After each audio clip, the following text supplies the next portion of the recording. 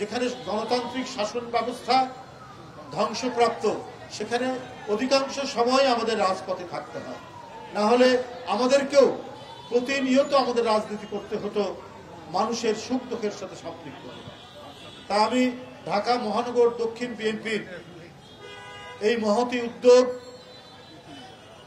এই সাধারণ মানুষ, শ্রমজীবী মানুষকে তারা যে পানি দিচ্ছেন, স্যালাইন দিচ্ছেন, এটা নিঃসন্দেহে এই সময়ে খুবই গুরুত্বপূর্ণ।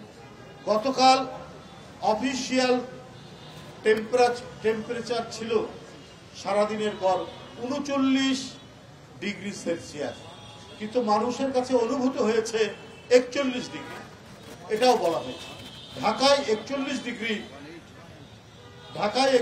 ডিগ্রি কখনোই আমরা শুনিনি যে টেম্পারেচার এত উঠে। কারণ ঢাকার চারিদিকে নদী, একদিকে শীতলক্ষা, একদিকে বুড়িগঙ্গা, আরেকদিকে ধলেশ্বরী, আরেকদিকে তুরাগ নদী, চারিদিকে নদী বেষ্টিত এই ঢাকার নদীগুলি কিন্তু এখন ভরাট হয়ে যাচ্ছে, যেটি বলেছেন।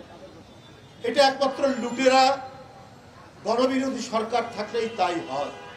পৃথিবীর কোন দেশে নদী শুকাতে দেয় না যেখানে জনগণের সরকার আছে।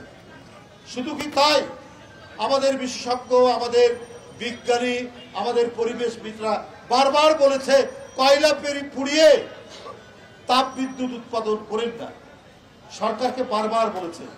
কিন্তু উন্নয়নের ফানুসের নামে টাকা লুটের যে মহা আয়োজন, মহা সমারোহ চলছে, তাই শেখ হাসিনা গণবিরোধী প্রজেক্ট নিতে একটুও দেরি করেন না।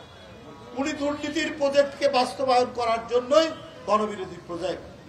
আপনারা জানেন সমুদ্রের পারে পটুয়াখালীর কলাপাড়া কুয়াপাড়ায় তাপ বিদ্যুৎ কেন্দ্র করা হচ্ছে, এবং আমি ওখানে শুনেছি এই যে কলাপাড়া, কুয়াকাটা, আপনার গলাচিপা, বাউফল, মানে বরিশালের বৃহত্তর বরিশাল বিভাগের অধিকাংশ জেলাতে নারকেল গাছে আর নারকেল ধরে না।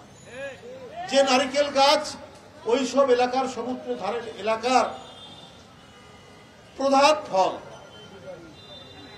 সেখানে আর ধরে না। বলছে যে কোটি কোটি নারকেল ধরার পর শুকিয়ে ওঠে পড়ে যায়, অথচ একসময় ডাব, নারকেল রাস্তার মধ্যে পড়ে থাকতো এইসব এলাকা। কারণ এই যে কয়লা পুড়িয়ে তাপ বিদ্যুৎ কেন্দ্র হওয়ার কারণে আর নারকেল গাছে নারকেল নেই, এরপরে আরো যা গাছ আছে সেগুলোও শুকিয়ে যাবে, ফলের গাছ থাকবে না, নদীতে মাছ থাকবে। বারবার মানুষ বলেছে যে রামপাল বিদ্যুৎ কেন্দ্রে কয়লা পুড়িয়ে পড়েন না, কারণ আমাদের স্বাস্থ্য, আমাদের নিঃশ্বাস প্রশ্বাসের অক্সিজেন হচ্ছে আমাদের সুন্দরবন।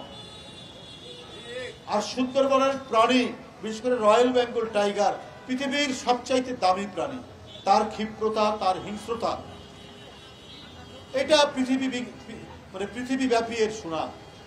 আমি ইউরোপ আমেরিকার অনেক চিড়িয়াখানায় দেখেছি আলাদা করে আছে বেঙ্গল টাইগার।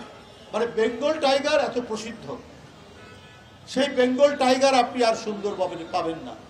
ওইখানকার পশুর নদীতে আর কুমির দেখবেন না।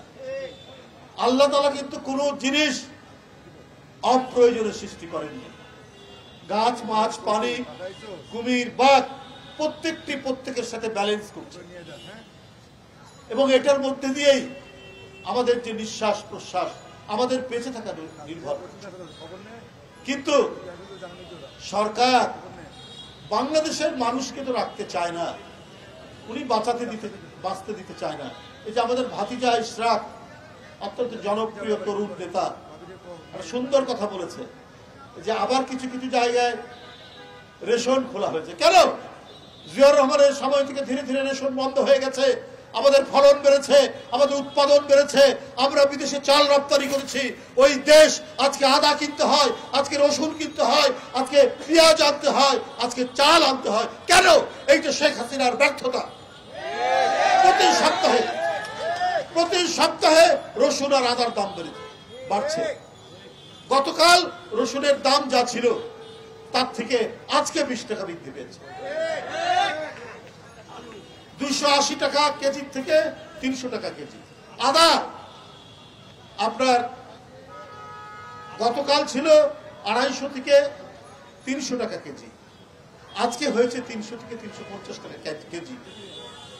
এই আদা আমদানি করতে হয় ডলার দিয়ে, ডলারের মূল্য ফ্লাকচুয়েট করলে আমাদের আদার দাম বাড়ে। এটা হচ্ছে ব্যর্থ নীতি, এটা হচ্ছে শেখ হাসিনার গণবিরোধী নীতি। তার কারণেই আজকে মানুষ ধুকছে অনাহারে, অর্ধাহারে। আজকে সন্তান বিক্রি করে তার পেট ভরাতে হচ্ছে গরিব মানুষকে। আর অন্যদিকে কি চলছে? অন্যদিকে চলছে অনাচার, পাপাচারের এক বিস্তৃত পরিবেশ। শেখ হাসিনার আরেকটা দামি নির্বাচন করতে চাচ্ছেন, উপজেলা নির্বাচন। আরে বাপরে বাপ, কি নির্বাচনের আপনার ফুর্তি তাদের! আওয়ামী লীগেরও অন্যান্য নেতারা কেউ সুযোগ পাচ্ছে না। আওয়ামী লীগের এমপির শালা, আওয়ামী লীগের এমপির ছোট ভাই, আওয়ামী লীগের এমপির স্ত্রী, এরা হচ্ছে আপনার ক্যান্ডিডেট। আওয়ামী লীগে তো আর সাধারণ মানুষ কেউ যায় না। তো ওদের যে সমস্ত নেতারা ছিলেন তারা আস্তে আস্তে ফুরিয়ে যাচ্ছেন, তারা আস্তে আস্তে কোথায় মারা যাচ্ছেন, তখন আর যোগ্য লোক নেই। আপনার একজন মন্ত্রী আছেন নাটোরের সিংড়ার, তার পরম আত্মীয়, তাকে উপজেলা নির্বাচন করতে হবে। এই জন্য তার প্রতিদ্বন্দ্বীকে অপহরণ করেছে। যে গাড়িতে অপহরণ করেছে সেই গাড়ি থেকে রিভলভার পড়ে গিয়েছে, পুলিশ সেই ব্যাপারে নিশ্চুপ। আর আমরা যদি এখন একটা মিছিল করি, চারিদিক ঘিরে ফেলবে পুলিশ তার জল কামান দিয়ে, তার উদ্ধত বন্দুক উঁচিয়ে ফাঁকা ফায়ার করে বিএনপির মিছিলকে তছনছ করতে তারা দ্বিধা করবে না।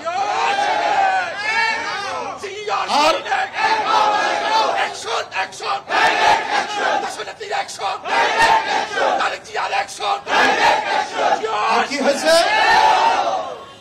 এখন প্রতিটি সংসদীয় এলাকায় এমপি রাজ তৈরি হয়েছে। এমপি রাজ, আমরা স্বরাজের কথা শুনেছি, আমরা এখন এমপি রাজ তৈরি হয়েছে।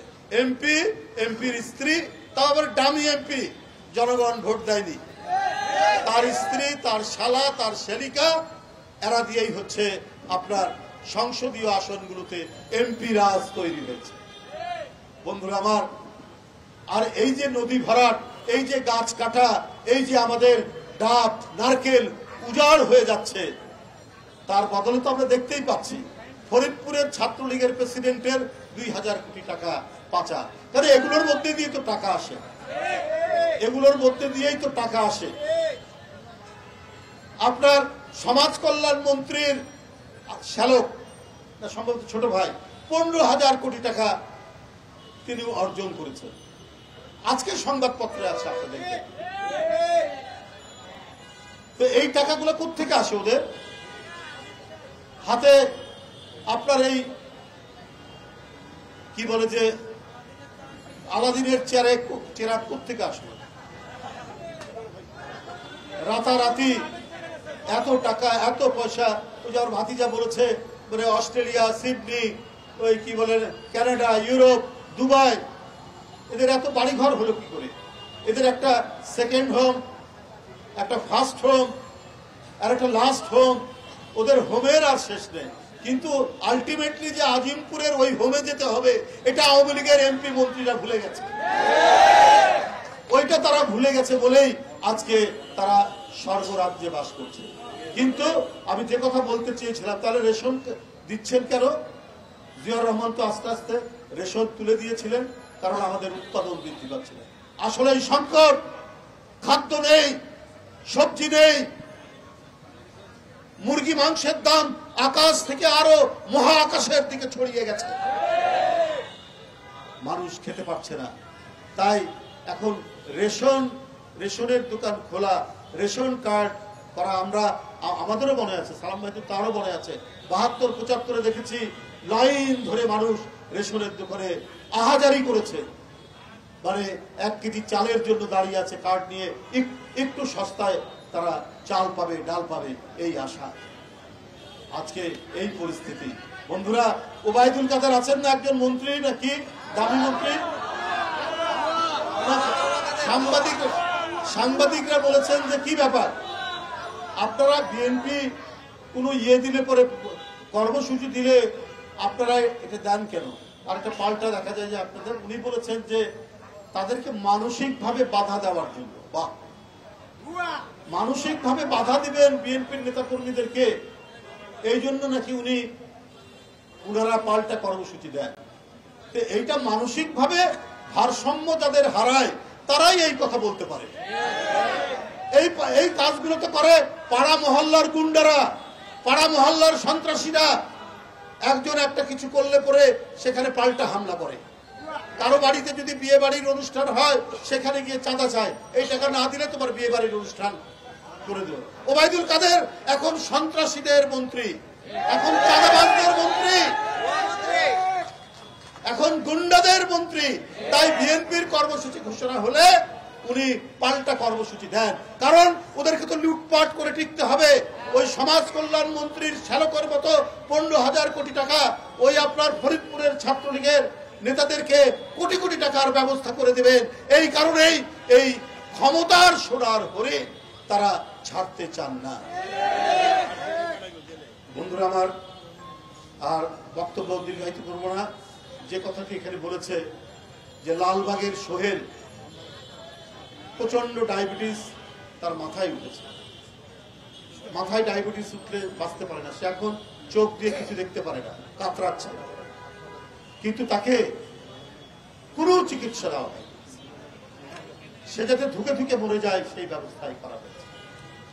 বন্ধুরা আমার, তাই আমি অত্যন্ত ধন্যবাদ এবং কৃতজ্ঞতা জানাই যে তারা নিজ উদ্যোগে জাতীয়তাবাদী দল ঢাকা মহানগর দক্ষিণ সালাম ভাই এবং মজনু, একজনের দীর্ঘ অভিজ্ঞতা, আরেকজনও ছাত্র রাজনীতি থেকে ক্রমাগত অভিজ্ঞতা নিয়ে নিজের মধ্যে এই স্বৈরাচারী সরকারের নির্মম নির্যাতন সহ্য করেও তারা আজকে দাঁড়িয়েছে মানব সেবার মহান ব্রত নিয়ে।